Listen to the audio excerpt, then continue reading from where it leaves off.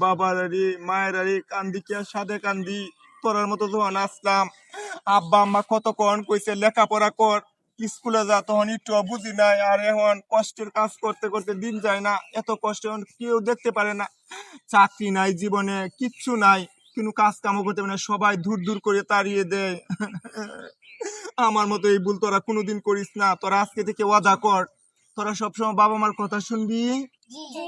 এবং বড় হয়ে লেখাপড়া করবা সবাই হ্যাঁ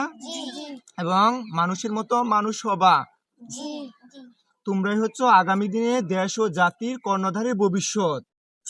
এবং তোমরা বলো আজকে থেকে তোমাদের মনে উন্নত এবং বড় চিন্তা ভাবনা থাকবে যে তোমরা লেখাপড়া করবা লেখাপড়া করে নিজেকে মানুষের মতো মানুষ হবা আর কি হবা প্রতিষ্ঠিত হবা দেশের সম্পদ হয়ে দাঁড়াবা বলো শপথ করো আমরা শপথ করতেছি যে বড় হয়ে নিজেকে মানুষের মতো মানুষ হিসাবে গড়ে তুলবো।